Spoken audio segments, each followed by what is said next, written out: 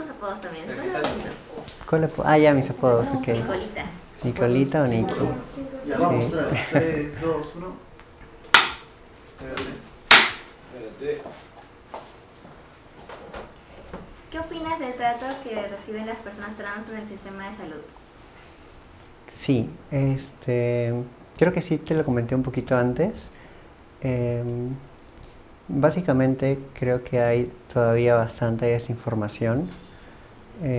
Aún existe mucho prejuicio a veces sobre quiénes somos, sobre cómo nos identificamos como personas trans, ¿no? Creo que en general a veces la mirada está muy vinculada a las ITS y de hecho a veces cuando tú visitas un centro de salud solo te miran como alguien que va a atenderse a las ITS. Pero no es cierto, pues, porque al igual que otras personas cisgénero o no, o bueno, persona heterosexual, cis, también tenemos otras necesidades, ¿no? Gastroenterología, obstetricia, entre otros. Y lamentablemente cuando asistes a estos otros lugares, em, el personal está muy poco capacitado y justamente te atiende a veces bajo su mirada, ¿no? Que es muy subjetiva, en el que depende de la persona especializada si es que va a respetar tu nombre social, depende si va a ser considerado o considerada con las vivencias que tienes, ¿no? Porque a veces también pasa que se asume mucho o se da información solamente para prácticas heterosexuales y no se da información para prácticas en su diversidad, ¿no? Homoeróticas o entre otras. Entonces es importante que conozcan esa información porque son vivencias LGTBIQ+, que incluso también podrían tener las vivencias heterosexuales, pero que no se validan y no se incluyen. Y bueno, y a nivel trans, además de lo que te dije, también es que no se usa nuestro nombre social y se perpetúa esta violencia en el mismo consultorio incluso, ¿no? Haciendo que la comunidad LGTBIQ+, en lugar de acercarse al servicio de salud, se aleje. ¿Qué le dirías a una persona trans joven que no tiene apoyo? Mm, Creo que muchas personas trans hemos estado en ese punto en algún momento de nuestra vida en el que hemos sentido o vemos que no tenemos apoyo. Em, Creo que lo principal o quizás lo que está en nuestras manos es evaluar con qué personas contamos para sentirnos apoyadas, ¿no? Con ese soporte de la red. Creo que eso es algo que puede estar bajo nuestro control, pero lamentablemente va a depender mucho de otras características como la edad, si tiene trabajo, si tiene, está estudiando, entre otras cosas, ¿no? Porque, por ejemplo, si es una persona adolescente, generalmente hay una dependencia directa con la familia.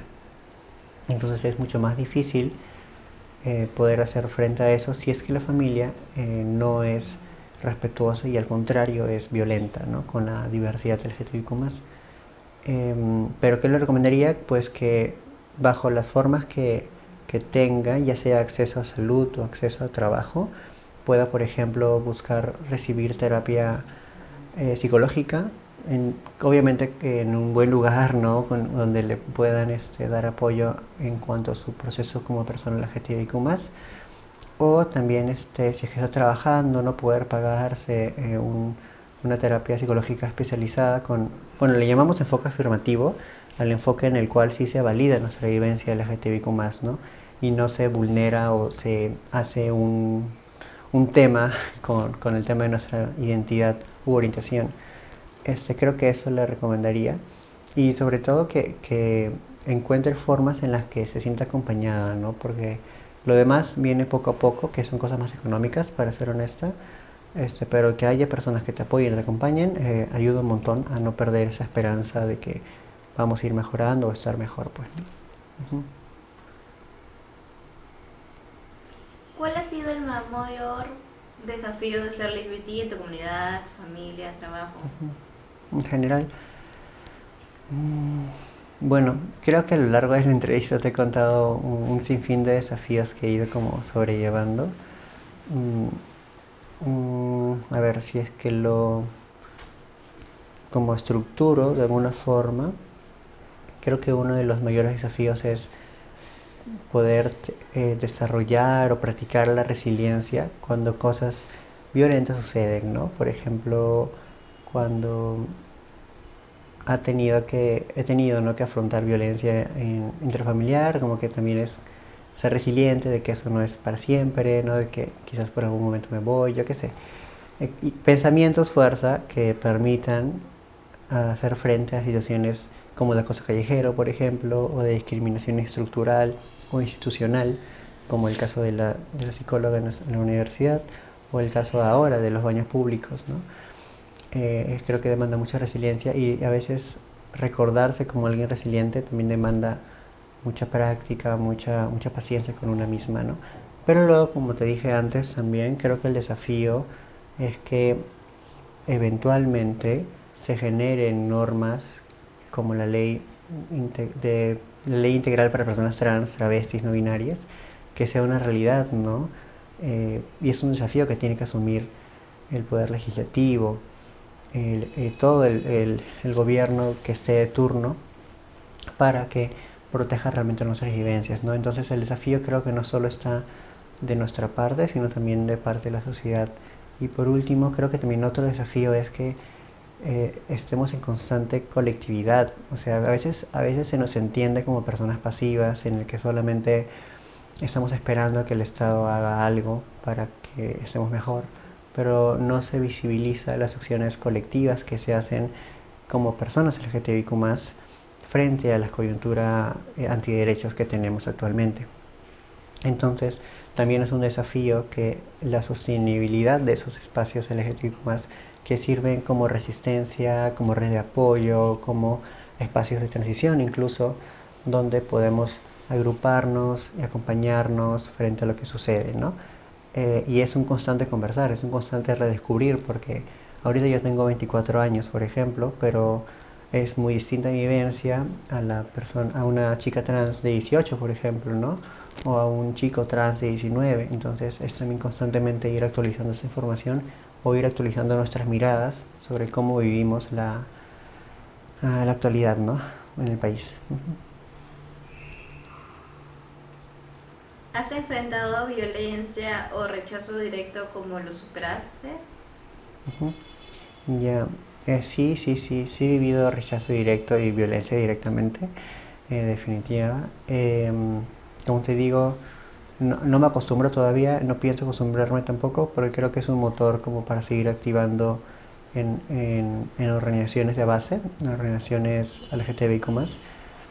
Este, creo que a veces lo he llevado quizás de una forma muy como cualquier otra persona, ¿no? Como cualquier otra persona en la que te pones a llorar o te desmotivas un montón o de pronto ya no quieres hacer algo que estabas animada por hacer, ¿no? Eso sobre todo me pasa con el acoso callejero, que puede suceder en el bus o cerca de tu casa, en el que tienes que buscar formas, en el que he tenido que buscar formas de conversar con alguien, no escribirle a una amistad, para un poco sobrellevar esta situación, ¿no? A veces me ha costado mucho denunciar incluso, ¿no? Porque son tan pasajeras esas situaciones que optamos por omitirlas a veces. He optado por omitirlas a veces porque es complicado detener mi vida para denunciar y saber que encima en la policía es un lugar donde generalmente tampoco se tiene capacitación para una mujer trans y el empeño que le ponen es paupérrimo, ¿no? Y terminamos más bien siendo revictimizadas en lugar de acompañadas, ¿no? Entonces también es muy complejo eso. Y creo que, bueno, luego otra forma en la que las he sobrellevado es con terapia psicológica, ¿no? Creo que es un excelente lugar que también recomiendo ampliamente, en el que se puede ir como conversando, viendo estrategias psicológicas sobre cómo sentirnos bien a pesar de este tipo de situaciones, ¿no? Uh-huh. En Lima hay discursos como respeto, pero que no se muestren. ¿Cómo afecta eso? Ah, ya, espérate. Frases como respeto, pero que no se muestren. En completo. Esa es la frase. Respeto, pero que no se muestre. Eso es totalmente violento. Es decir, es totalmente incoherente incluso. Porque no se trata de que intenten esconder vivencias, ¿no? No se trata de que se intente eh, como hacer como si no existiéramos, ¿no? Al contrario, más bien debería preocuparse porque ese respeto sea institucionalizado, ¿no? Y no sea motivo para que en el sector salud se nos vulnere con un decreto legislativo que sigue vigente y que aún no es derogado, ¿no? Donde se nos había incluido como personas con alguna enfermedad mental. Entonces, eso no es nada respetuoso, por ejemplo, ¿no? Este, a nivel de en la calle, se supone que hay ordenanzas en un distrito de que previenen discriminación. Entonces, si ya hay esa ordenanza, no podemos hablar de que haya respeto, pero que no se muestre, porque se supone que, al igual que otras personas, también podemos vivir libremente el desarrollo o evolución de nuestra personalidad. Y eso es parte de nuestras muestras afectivas, de nuestra forma de vestir, de nuestra forma de socializar, porque son también parte de nuestra vivencia, ¿no? Y se debería respetar como tal. Si pudieras pedirle algo al Estado peruano para mejorar la vida de la comunidad LGBT, ¿qué sería? Mm, creo que, o sea, es muy compleja esa pregunta porque los gobiernos van cambiando, las personas de turno van cambiando. Sin embargo, sí es complicado porque el Estado o el gobierno de turno tiende a tener una postura en contra de nuestros derechos o mucha tibieza al respecto, ¿no? Alegando excusas como proteger a las niñeces y adolescencias o con que el país es muy conservador, entre otras cuestiones, ¿no? Cuando una cosa no excluye la otra, ¿no? Es decir, el hacer ejercicio de nuestros derechos no tiene por qué significar el menoscabo de los derechos de las niñeces, ni tampoco menoscabo de las personas que tienen una religión conservadora. Sin embargo, el legislativo tiende a tener esta posición en la que no nos apoya, no se esfuerza por generar normas que nos protejan a nivel social, a nivel psicológico, incluso físico. Entonces, ¿qué le pediría? Que escuche, que escuche mucho más las organizaciones sociales de base que existen, que sí tienen años trabajando por la comunidad LGBTQ+, y que saben con mayor cercanía qué es lo que necesitamos, ¿no? Porque si queremos hacer derechos, legislación para nuestras vivencias, se tiene que hacer desde las vivencias LGBTQ+, porque si no sería un paternalismo total, ¿no? Y no es la idea. La idea es que pueda hacerse leyes como la ley integral trans o la ley para disminuir discriminación o incluso la ley contra los crímenes de odio, ¿no? Para que realmente esas leyes nos protejan y nos amparen, ¿no? Como al resto de personas y no se estén derogando como las leyes que actualmente existen, donde más bien se nos prohíbe ejercer nuestro derecho.